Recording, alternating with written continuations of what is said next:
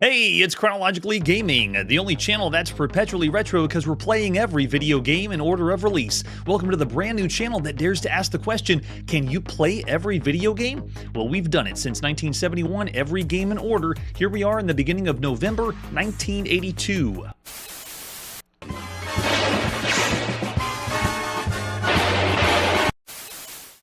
We were last playing Cyborg on MS-DOS. The second port so far. Our next release is Cyborg for the Atari home computer. I'll think it's just going to be a different text screen, right, compared to the other ones. Let's check out some Cyborg. Here's the box. It is identical to all the others. It is still fantastic. It is awesome. It looks really, really good. As the Book of Atari Software has stated, Cyborg is very big in gameplay size. Compared to Michael Berlin's other first game, OO Topos, there's 130 mappable locations, including 2 maze-like areas. Mapping is required, as with most games at this time.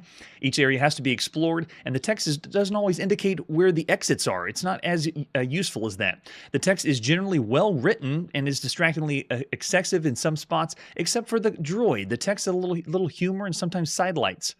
It has a well laid out screen display obtained by entering the full scan if you want to see your inventory, what's being worn, a description of your location. One of the challenges, though, of the game is its sheer size. You have to find the proper sequence to successfully attack it. To get off the right track, consider using south, west, down, east as your first moves, and the puzzles are more going to detract from the novel-like nature because this one's written very, very well. Here's the other artwork we have for Cyborg. That's it. That's the screenshots we're going to be seeing. We do have the reference card, or the Atari reference card. This was brought to the Atari by Harry Roy Wilker. Way to go, Harry. Tells us what we have required to play the game and load the game. And then revised data on dealing with a cyborg, because you are kind of at odds with yourself. You have an amnesia, you don't know what's happening in the game, and you have to talk to the other half of yourself. So it explains in this little reference card some help, and we needed that when we played this first on the Apple II. It explains the travel commands as well, and cyborg commands. It has a lot for the text parser, but it is different. It's kind of like when we first ever played a video game that required a text parser. You had to know what the computer had to say. Now you have to relearn all that. As far as the manual goes, it breaks down the story here at the top. When NASA 2, because it's the future, this is a cyberpunk adventure. When NASA 2 told you that becoming a cyborg was a painless experience, you believed them, didn't you? And you volunteered. And that's what we're going to be, is a cyborg. Has some information about dealing with the cyborg. General information, if you play on Applesoft or if you play on DOS, this is just generic manual that you would have seen for all the versions. All right, without further ado, let's pop in and play Cyborg. This is by Michael Berlin, Harry Wilker, Sentient Software at the beginning of November 1982. And this one loads up and looks like some of the other font we've seen for other text adventure games. Hey, no problem. Stop in anytime. We'll always be here, continuing to play every single video game. And this is the load time of what it would be like to experience the disc version on the Atari. Because when the game begins, it asks to flip the disc over. And don't you love it when you load a game and it says you need to reload the game? It takes all that time. So yeah, you flip the disc over. After we flip it over, then press any key. And now we are in. Yeah, Cyborg begins. Same thing that we saw from all the other versions. We don't know who we are. We have amnesia. We have to figure it out. So press any key for more. All right, let's do it. Indications, all scanners on. Medical scanners. This is revealing all the stats that we have. We're at the T of on an east-west dirt path through the forest. A northern path leads through a grove of trees. A tiny lizard wearing a silver spacesuit stands by the path, leaning on a tinier crutch and groans, "Food! Food for the truth!" And we're just going to ignore him. We're not going to give him any food. All right, let's go ahead and head west. Best of luck, little talking lizard. We're on a narrow east-west dirt path through a forest of trees. The path is endless, stretching out of sight to both horizons, which means we're lost in the woods. If you're not lost in the desert in an adventure game right now, you're probably lost in the woods. Hey, thanks so much. I appreciate it. All right, let's keep going south. We're in a clearing in the forest. The trees surrounded us in all directions, but an overgrown path that leads to the south starts here. Still very, very well written. At this point, if you were playing this in 1982, you would get lost in the woods. You'd have to wander around, continue to write things down on your map, and eventually you'd find your way out. Thankfully, we know exactly how to get out. Let's go. From out of nowhere, a snake with 2 heads and 3 arms appears. It spins before us and emits a powerful, sweet odor which mesmerizes us. It spits venom which lands on our face and burns. Uh-oh, medical scanners are telling us we got 3% damage. Not good. We're in a small clearing in a maze of tangled vegetation. The north-south path ends here as further southern movement through this thicket is impossible. A 2-headed snake is lurking nearby. We're going to ignore the snake. I don't want to mess with him. Yeah, right? I don't know. Why can't we talk to the snake, right? The snake moves with incredible speed, bears 2 rows of razor-sharp fangs, goes in for our ankles, and we jump back, but the snake appears undaunted. It circles to the left and closes in. We scramble to the side as the rows of fangs eject an acid venom. Some of the venom lands on our legs and burns. The snake glares at us with hunger and 2 sets of horrifying, intelligent eyes. And now we're in it tells us our damage. We only got 3%. After all that elaborate description, we're in a vast, endless forest whose scope tests my higher-level logic circuits. The trees immediately around us form an unusually dense grove. Not too shabby. All right, let's head south. Unable to comply. We cannot go in that direction. Uh-oh. If we can't go that way, let's try go down. No, we can't. All right, so let's go west again. Oh, which way can we go? We can't even do look. We're used to using look for text adventure games. Vocabulary chip scan reveals the word look is unknown. So this means we got deterred with the snake. Yeah, the snake's going to get us again. Yikes. Okay, so we're in a clearing now. Let's go ahead and head south from here. Oh, we can't go that way. All right, so let's go east again. That snake's going to be following us around. Yikes, damage is 12. So this is a random element. The snake didn't happen on any of my playthroughs, which means if you were to play this, sometimes you got the snake, sometimes you didn't. All right, we're still in the clearing of the forest. Can we go south now? Quick! Yikes. So we're in a north-south overgrown path that rises through the trees. Below the race path is a small clearing. The path itself is enclosed by a low metal railing, and littering the path are the incredible number of dead insects. Okay, so this is where we had played this on the MS-DOS version. The dead insects is what we ended up feeding the lizard that was talking to us in the beginning. So now I'd like to go down. Hopefully the snake won't follow us. It does! Oh my gosh! 18 damage. Yikes, it still gets us a bite, even though we go down. We're in the middle of a clearing with trees all around us. Overhead is a ramp that rises to the south, but the railing and ramp are out of reach. A narrow paved path cuts through the trees to the east. Okay, so now we made ourselves down. Let's go ahead and keep going east. Is the snake still with us? It is. It's following us every move. Yikes, our damage is 24. That's terrible. So now we're on the east-west path at the bottom of Steel Canyon. The walls to the north and south are sheer and unscalable, polished metal. I can make out a vast forest to the west while the walls rise and the path narrows to the east. So visually, it reminds me of Zork, how well this is written. It's giving you a really good concept of where you are in terms of everything. Okay, so let's head east again. Is this snake still with us? It is. I have no way to defend myself right now, so I'm just going to have to continue to take damage as that snake... Oh, that's a great idea. I'm probably going to get another bite manually, though. Let's see. To eat the snake would accomplish nothing. No, it wouldn't. It would totally accomplish something. So now we're at the end of the east-west path through a steel canyon. Sheer walls rise overhead and are impossible to scale. Before us is a dimly lit room, while a tunnel starts to the north. So we're going to keep going east now. And the snake moves in again. Gosh, terrible. We still get a bite. We're 30% damage. Now we've entered a dark, dank room. A sign on the wall says maintenance personnel only. A set of steps lead up to the south. The other walls are lined with huge machinery cases. There's a pack of matches here, and a pair of sneakers is nearby. So let's get some matches. Take those and get the sneakers. Maybe we won't get bit by the snake on our ankles. I think that would have accomplished a lot. How many times did you argue with computer games if you remember playing these text adventure games? I remember yelling at the computer and being so angry that it wouldn't respond to like a command. Like, of course you should be able to do that. You should be able to understand every command I throw at you. All right, so after we get the matches and sneaker, let's go west, which means the snake's out there. Yeah, he is. Circles to the left, closes in. Uh-oh. Damage 100%. Well, look at that damage. I'm not promising anything, but I might be able to get us back to a point where our damage is within acceptable limits. Do you want me to help? And this would be when it's trying to load, I believe, right? Let's see if we can work as a team and do this better next time. Yeah, so it reloaded a checkpoint right to the beginning. So we died from the snake. We didn't even get a chance to check out the matches or use a dank... Yes, you go into the dank caves. So that's too bad. Well, there you go. A quick taste of what Cyborg was like. Everyone knows, every adventure game, even the brutally difficult puzzle adventure games, you're going to die a lot. You better save a lot. And so here on the show, I don't think we've ever saved. I know we've loaded a few games, but you would want to save and save often because you're going to die quite a bit.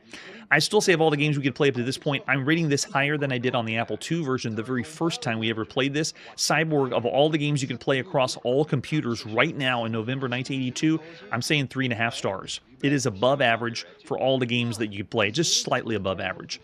All right, so after Cyborg, let's see what our next game is after this commercial break. Now for your Atari 2600. Oh, I know that music. Dark Cavern from Mattel. It's another M Network game. Dark Cavern is taking over the living room and scaring your girlfriend, apparently. M Network Dark Cavern. They're coming for us. I don't know why the TV's doing this.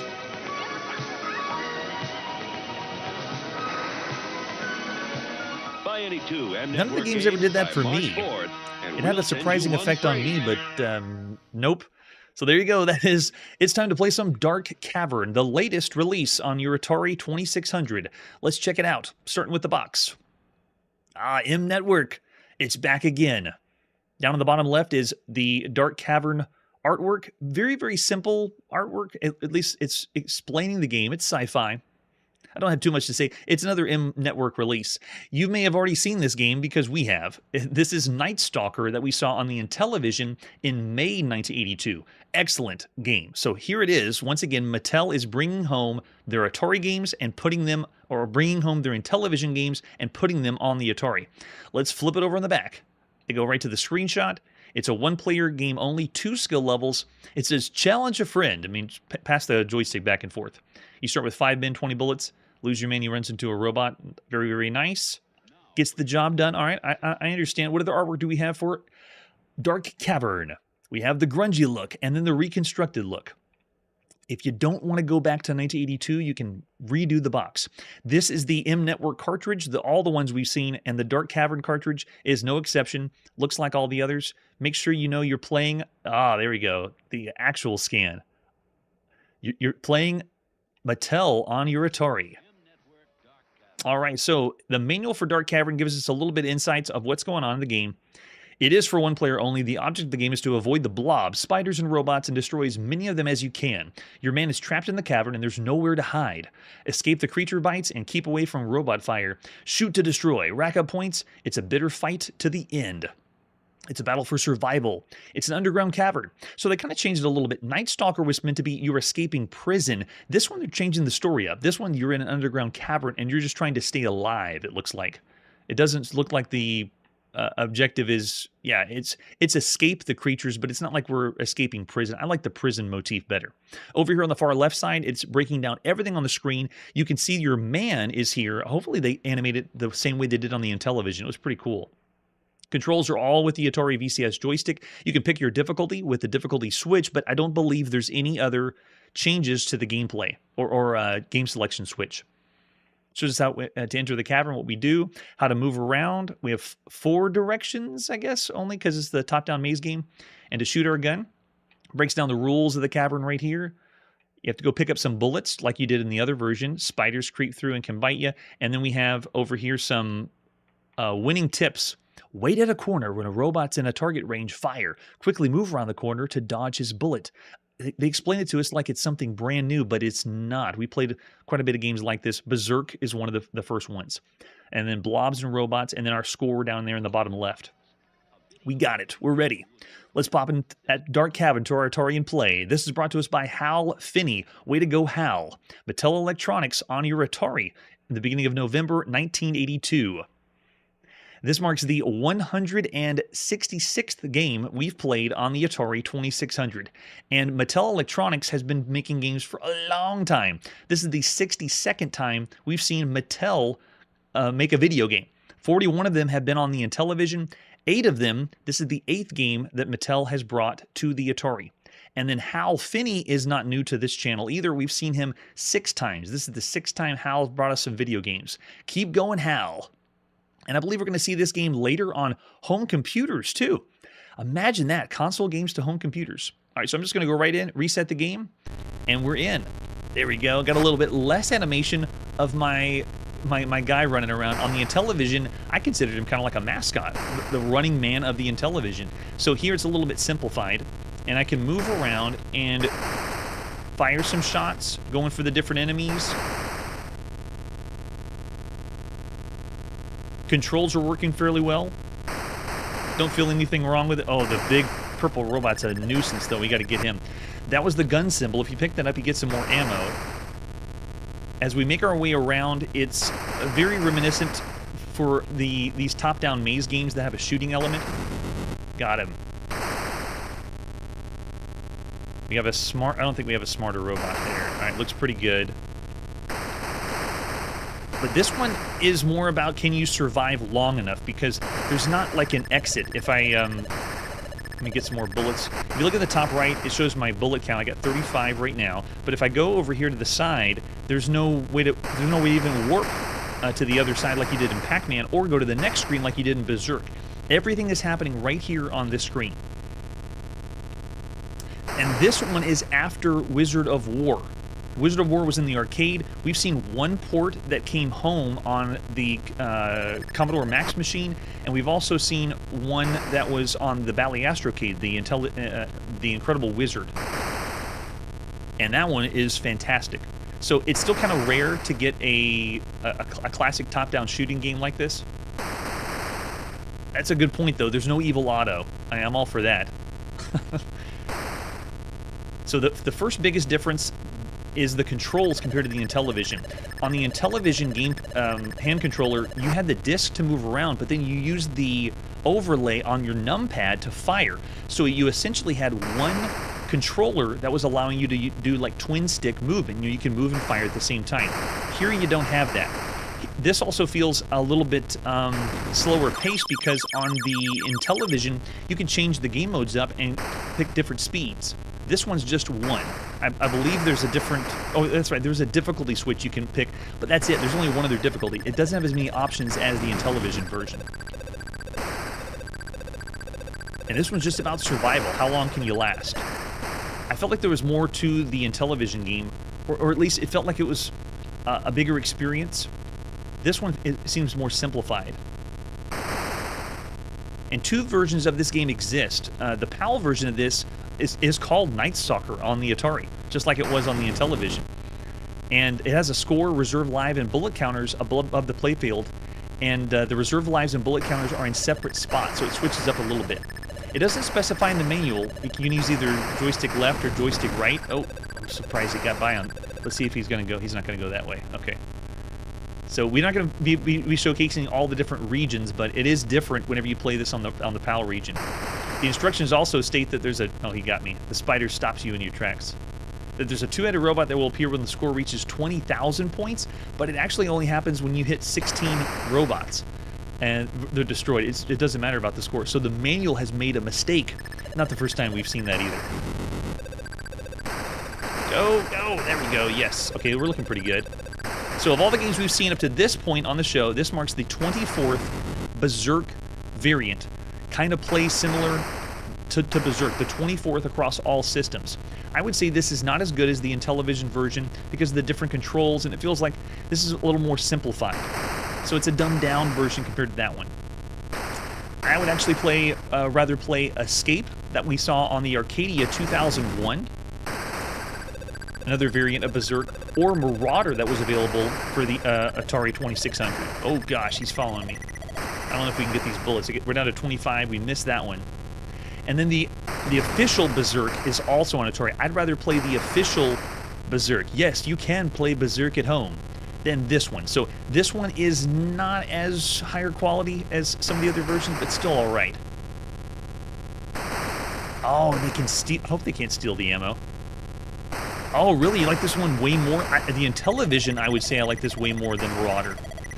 Because Marauder on the home computers, it allowed you to have a different game mode before you got to the top-down view. But on the Atari, it was just the top-down. It seemed like there was more stealth involved. Yeah. So of all the games you could be playing across all home consoles, this is still very good. Still close to the average range for titles up to this point. But if you explain everything or see everything that's been on the home console world, there's other ones out there that I would rate higher, but I'd still say this is pretty good. So looking over the chat, I see Charlie's throwing out 4 stars, Manly's 3.5, and Brian 3.5. I'm going to say the same, 3.5 stars and 11, if only we went that far. 3.5 stars for Dark Cavern, above average of all the games you could play right now across all home consoles. It's better on Intellivision, just a little bit. All right, after that, let's see what our next game is. It's time to go on the IBM PC and see what's going on. This is Datnoids. Datnoids. I don't know how to describe the title. So, and we're going to go into it a little bit more. This one was first available free to play, possibly on a BBS. I don't know for sure, but I did see some proof here in PC Disc Magazine. They have it. Look down at the bottom. Datnoids survive the Animator Maze while blasting barriers. But this one came out just a little bit later. The first time I ever saw a proof that it was released was here in November 1982. You can see, there we go, a little bit cleaned up manual of PC Disc Magazine. And then just flip it over and show you.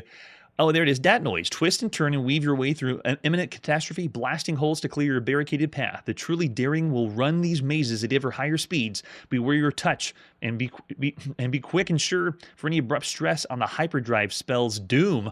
I'm not sure what that means. If you did have it on the disc that you got from PC Disc Magazine, it was available here. This is most likely where we got our copy, but it was available before this, with an example of a screenshot. All right, so this one is time to go with Datnoids. Yeah.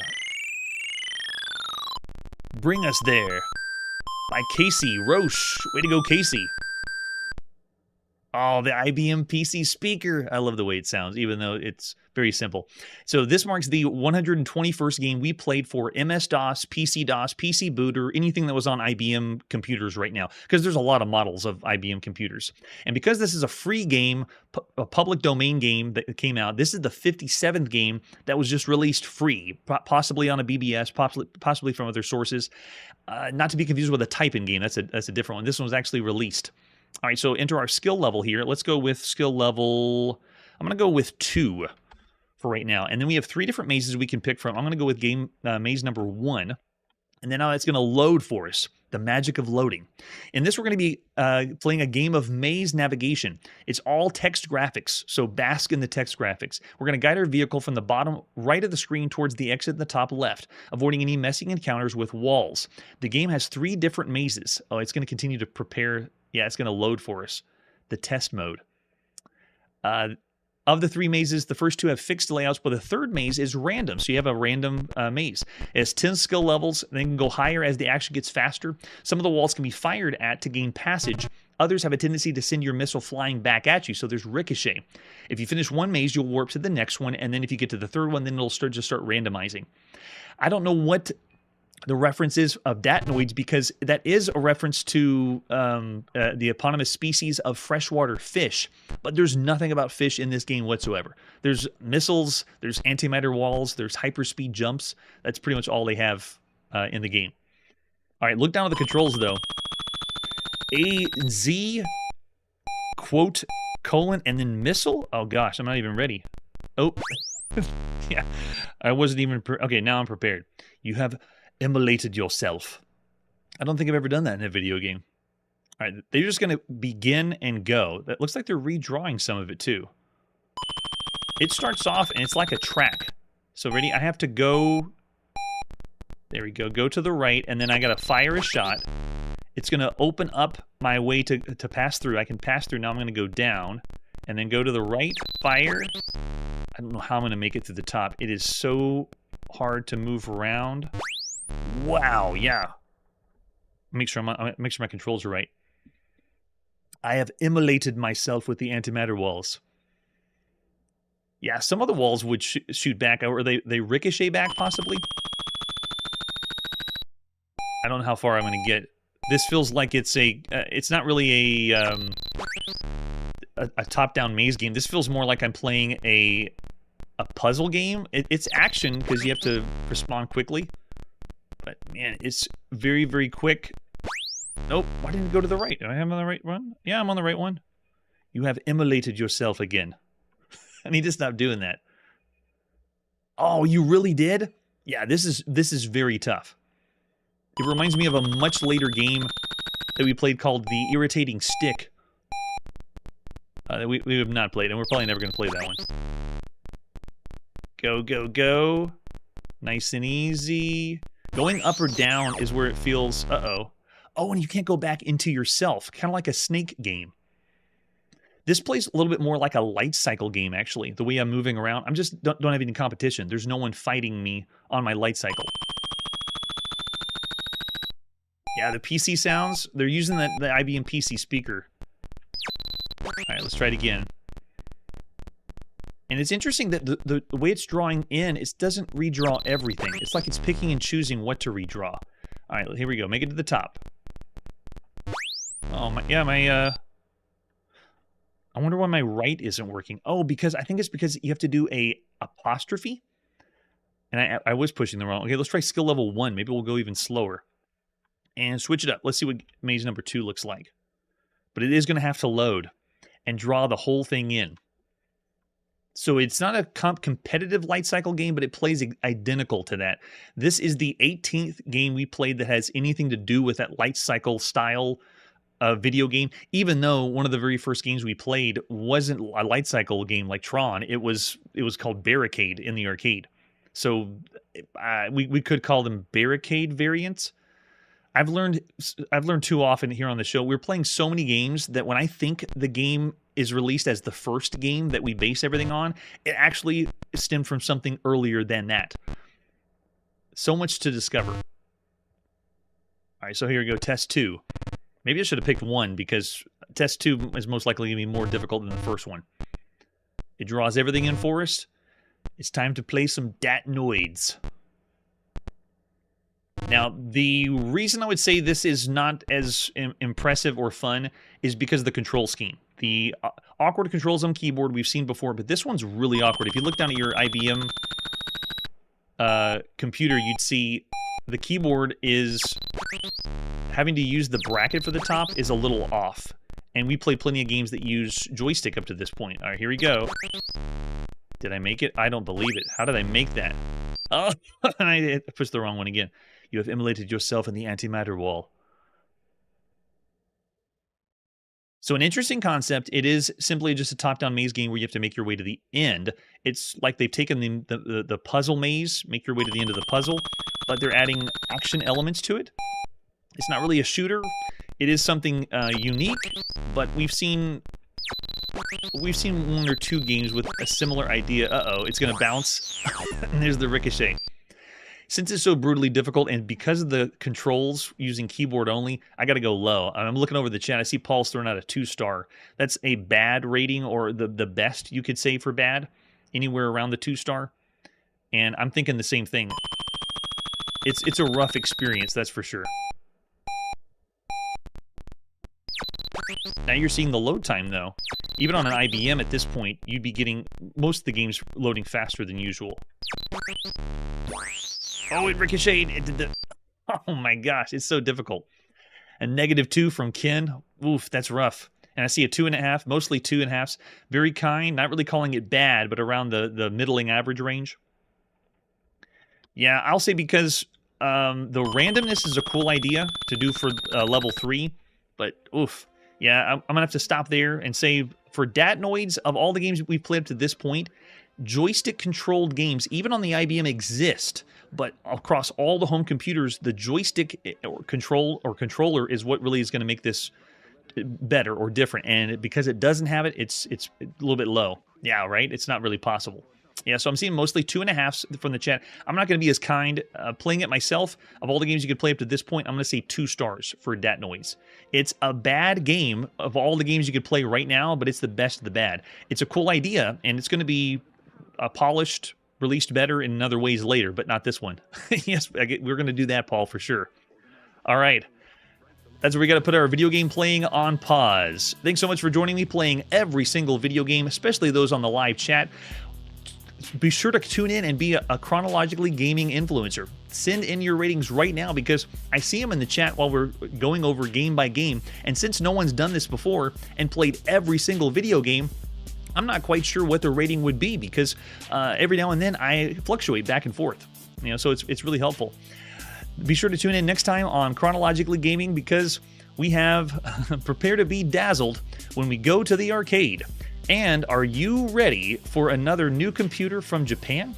That's it for today, and like I always say, more bits, more bytes, more fun. Hey everybody, thanks for checking out the channel and joining me on my quest to play every single video game in order of release. We'll be streaming live every weekday at 9 p.m. Central, so join us and let us know if we missed any games along the way. This video would not be possible without Launchbox, RetroArch, and MAME. Tell all your friends there's some crazy guy named Chronologically Gaming trying to play every single video game. We have links down below that'll send you to places like our Discord and Patreon, and one that says all the video games we've ever played. If you go there, it's a list of everything, and you can click right to the game you want to see. Chronologically Gaming is the name to look for. We are perpetually retro, and we will catch you next time.